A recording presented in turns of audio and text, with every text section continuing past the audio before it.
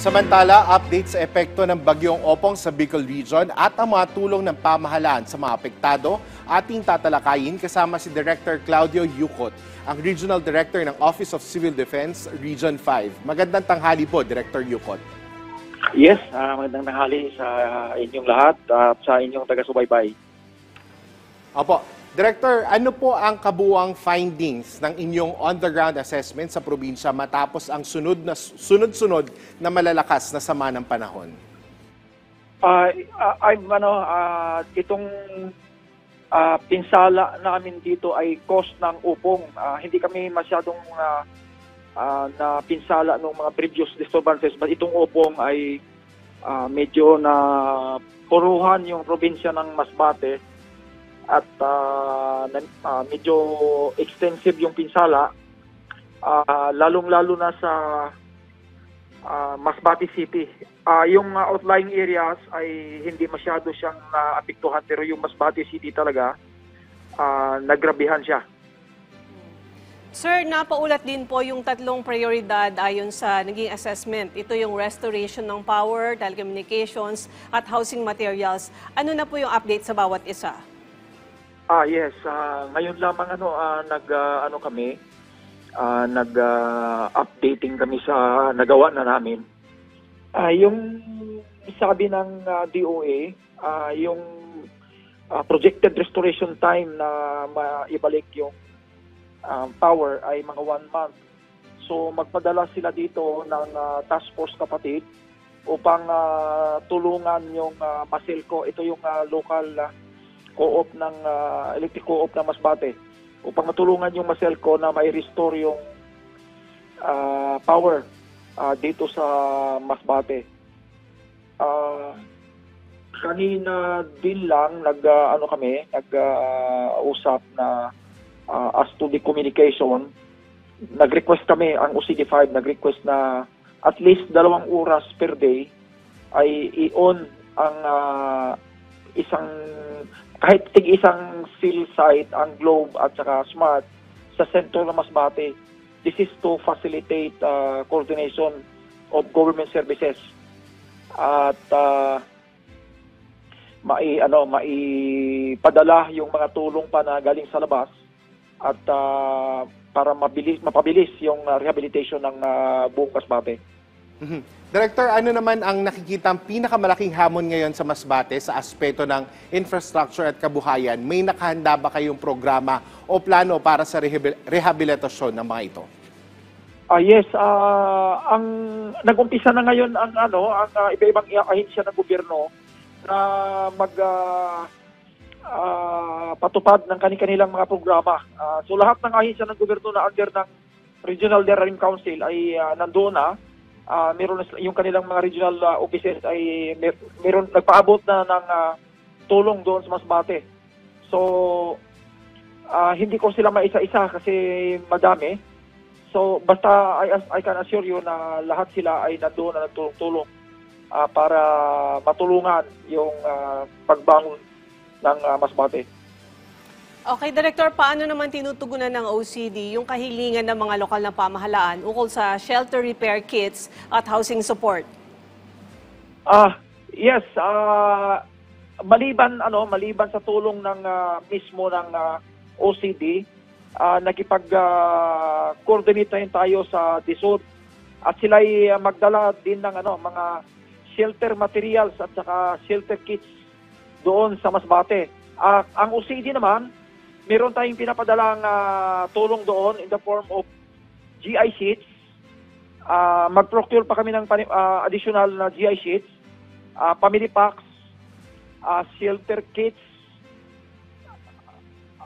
shelter repair kits, live straw. Ito yung live straw. Ito yung straw na pwede mong ilubog sa maruming tubig at sipsipin mo na lang at ikaw ay makakuha na ng malinis na tubig. Solar lamps at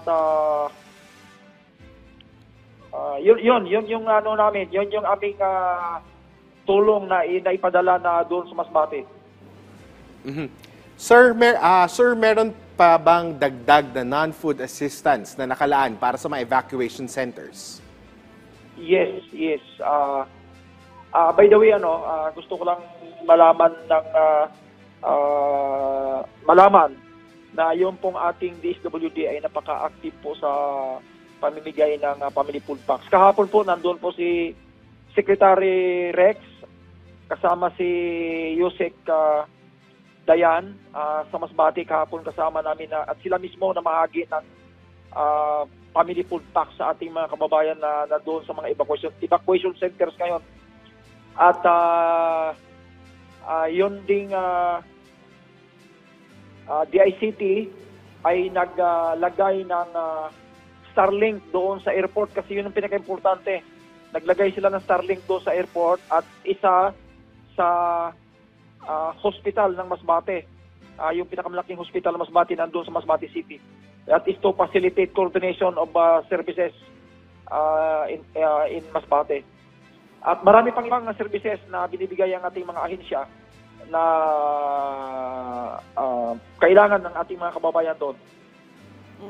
Okay, sir, sa inyo pong coordination, gaano katagal inaasahang magtatagal pa yung mga naka-preposition na family food packs at paano masisiguro yung tuloy-tuloy na replenishment nito? Yes, yung family food packs na galing dito sa Legazpi, yung warehouse nila ito sa Legazpi, ay tuloy-tuloy yung tracking papunta doon. So, yun namang galing Manila ay tuloy-tuloy din papunta dito sa Legazpi. So, walang putol yan. Tuloy-tuloy yung pamamahagi natin ng family food packs. At masiguro na yung mga tao ay hindi walang gap dapat yung pamimigay ng family food packs. Director, ano po ang commitment ng OCD at NDRRMC para masiguro na hindi lamang immediate needs, kundi pati yung long-term recovery na Masbate ay matutugunan? Yun nga, may plano, nag-uusap na kami sa plano, paano natin ma-rehabilitate ang Masbate at tuloy-tuloy yung ating coordination. Kanina lang katatapos ng NDRIMC Inter-Agency Coordination Cell meeting natin, presided over by Yusek Dayan ng DSWD, and later on nag-join din si Civil Defense Administrator Cabreros ng Office of Civil Defense. Yun nga, tinalakay namin kung ano yung ating dapat gawin ngayon, yung pang short term at yung future plans para sa Masbate and other areas na although hindi na napuruhan, pero kailangan din nating tulungan yung ating mga kababayan na mayroong mga or apektado ng mga iba-ibang weather disturbances na dumaan sa atin. Okay, sir, mensahe nyo na lang po sa mga apektado at sinalanta ng mga nagdaang bagyo dyan sa inyong lugar. Yes, wag po silang mag-alala at ang inyo pong gobyerno ay handa pong tumulong sa inyo. Makipag-ugnayan lamang po sa kanilang mga LGUs para malaman po natin na makarating po sa amin ang anumang pangangailangan ng ating mga kababayan sa kasalukuyan. So, i-consolidate po namin yan dito, yung mga pangangailangan nila dito sa RDR-RMC Bicol. At yan po ay paabot natin sa mga ahensya na kung saan yung mga pangangailangan ay kailangan ma-address. So, rest assured po, papaluan po namin lahat po ng mga pangangailangan nila ay ipapaluan po natin sa kanya-kanyang mga ahensya sa atin pong national government. So, yan po ang aming ma-assure sa inyo na yun pong pangailangan na sinabi nyo sa LGU, pag nakarating sa amin ay siguraduhin po namin na ma-address po yan ng ating national government. Okay, maraming salamat po sa inyong oras. Office of Civil Defense Region 5 Director Claudio Yucot. Thank you po. Thank you.